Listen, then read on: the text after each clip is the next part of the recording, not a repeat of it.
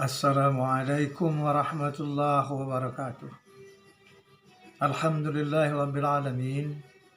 Wassalatu wassalamu ala asrafil anbiya'i wal mursalin wa ala alihi wa ashabihi ajma'in. Kaum muslimin rahimakumullah, keluarga besar yang dirahmati oleh Allah Subhanahu wa taala. Pada kesempatan ini kita bersyukur kepada Allah Subhanahu wa taala. Karena dengan limpahan rahmat nikmat Allah, kita semua dalam keadaan sehat, jasmani rohani, dan tentunya dalam keadaan iman dan Islam. Sehingga kita masih diberikan Allah kekuatan bisa hadir di tempat ini dalam rangka kita ingin membicarakan tentang proses pengurusan jenazah. Tapi sebelum kita bicara tentang prosesi pengurusan jenazah itu, kita sebagai seorang muslim atau salah satu anggota keluarga, apabila menyaksikan ada seorang muslim atau salah seorang anggota keluarga kita dalam keadaan menghadapi maut, maka kita sebagai orang muslim atau salah seorang keluarga harus melakukan langkah-langkah atau hal-hal yang pokok. Yang pertama, kita tanda sayang kita kepada saudara kita, keluarga kita, atau orang tua kita, maka kita harus menuntun orang tersebut atau orang yang menghadapi maut itu dengan membimbing atau menuntunnya dengan kalimat la ilaha illallah. Sebagaimana hadis Rasulullah SAW menyebut, lakinu mautakum la ilaha illallah. Kata Rasulullah, tuntunlah, ajarlah orang yang mau meninggal itu dengan kalimat la ilaha illallah. Kenapa? Karena di hadis lain Rasulullah sallallahu alaihi wasallam mengatakan, man kana akhir kalamihi la ilaha illallah dakhalal jannah. Jadi siapa yang akhir kalamnya menyebut la ilaha illallah, maka dia akan dimasukkan dalam surga. Maka usaha kita seorang muslim sama muslim, atau apalagi lebih kalau itu keluarga kita selamatkan dia dengan kita menuntunnya, membimbingnya dengan kalimat la ilaha illallah. Kemudian setelah orang tersebut mengembuskan nafasnya, kewajiban kita menutup mata. Jadi karena kata Rasulullah, mata seseorang itu akan mengikuti ruh yang pergi dari jasadnya. Maka kita tutup matanya. Setelah itu kita perhatikan apabila mulutnya juga terbuka, maka kita tutup mulutnya, kita tutup. Bila perlu kita ikat dakunya sehingga mulutnya tidak terbuka.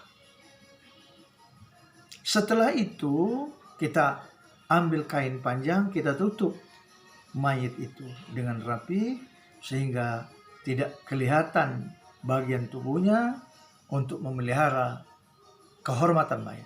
Sementara kita menunggu proses persiapan untuk dimandikan. Kaum muslimin rahimakumullah dan keluarga besar yang dirahmati Allah Subhanahu wa taala. Nah, sebelum mandi kita perlu juga mempersiapkan alat-alatnya. Yang pertama, air yang cukup, air bersih, suci menyucikan dengan yang cukup. Kemudian air sabun dan juga air kapur barus. Minimal 3 ini. Kalau mau ditambah dengan air daun bidara dan wangi-wangian lain dibolehkan. Yang penting tidak berlebih-lebihan. Nah, setelah siap, air yang cukup, maka kita persiapkan juga tempat mandinya yang representatif. Tidak ditonton orang banyak. Nah, setelah itu siap, maka mayit kita bawa ke tempat yang untuk memandikannya. Di situ yang berkewajiban atau yang bisa memandikan mayit itu yang pertama orang Islam yang ikhlas. Lebih-lebih kalau keluarganya, anaknya, saudaranya. Kalau laki-laki sama laki-laki. Perempuan walaupun anaknya, kalau yang meninggal laki-laki, anaknya yang perempuan tidak bisa memandikannya. Begitu juga sebaliknya, kalau yang meninggal itu perempuan, maka anak laki-lakinya juga tidak bisa memandikannya. Maka dimandikan oleh orang wanita yang Islam, asal ikhlas, lebih-lebih kalau itu keluarganya, anaknya, saudaranya. Nah, suami atau istri boleh memandikan. Kalau suami meninggal, istri boleh memandikannya. Kalau istri meninggal, suami bisa memandikannya. Nah, setelah sarana prasarana memandikan itu siap, maka kita mulai dengan menyiram mayat itu dengan air yang suci menyucikan itu, dimulai dari sebelah kanan anggota wudhunya. Sudah itu baru kita siram seluruh badannya 3 kali, 5 kali, 7 kali, 9 kali. Yang penting ganjil berapa sesuai dengan keinginan kita. Sudah itu disiram dengan air sabun. Nah, air sabun ini tentunya diikuti dengan digosok perlahan-lahan seluruh bagian tubuh mayat. Bila perlu dimiringkan kiri, miring kanan, miring kiri untuk menyabun, membersihkan bagian punggungnya. Setelah merata sabun, baru disiram dengan air bersih lagi seluruh tubuhnya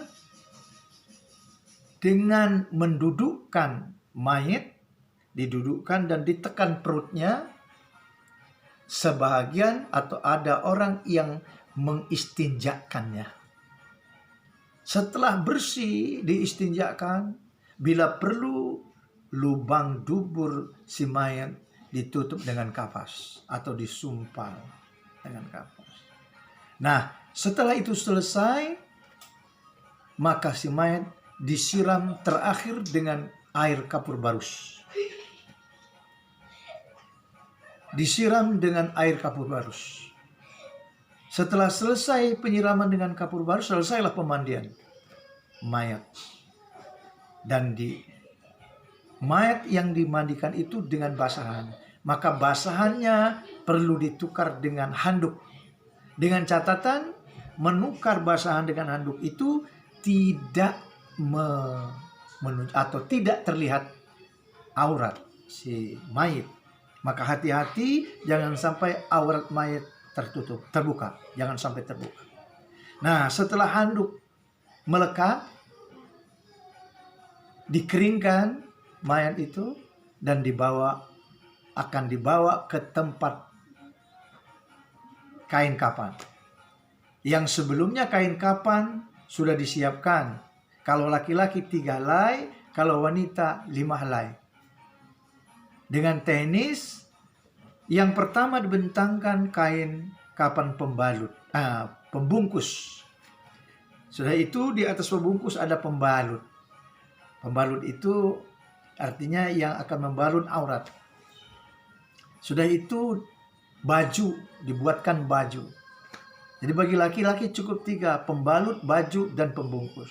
Setelah itu semua lengkap, maka dari kiri ke kanan dilipat kain pembungkus itu tadi, diikat di atas kepala dan di bawah kaki, kemudian di tengah-tengah, kemudian di paha dan kaki. Setelah selesai pembungkusan pengapanan itu, maka mayit kita taruh atau letakkan di tempat yang aman, yang terhormat, ditutup dengan kain, menunggu proses untuk berangkat, disolatkan. Lihat situasi, kalau memang di rumahnya memenuhi syarat untuk menyolatkan mayat karena lapang bisa menampung jemaah, maka disolatkan di rumah. Tetapi kalau memang masjidnya dekat dan mengarah ke kuburan, maka dibawa ke masjid, solat, mensolatkan jenazah. Sebaik-baiknya dibuat jamaahnya ganjil dan diimami oleh keluarganya kalau bisa. Nah, setelah sholat, tentunya kalau permasalahan sholat kita akan bicarakan di lain taufik. Nah, setelah sholat maka jenazah dibawa ke kubur. Sampai di kubur, sebaiknya menurut sunnah, jenazah itu dimasukkan ke lubang kubur melalui bagian kaki kubur itu. Jadi bukan dari pinggir, tetapi dari kaki kuburan. Setelah dimasukkan lubang lahat, kemudian ditutup dengan papan, dan baru ditimbun dengan tanah. Selesai penguburan. Itulah diantaranya secara ringkas proses pengurusan jenazah. Mudah-mudahan bermanfaat. Wallahu a'lam bishawab. Assalamualaikum warahmatullahi wabarakatuh.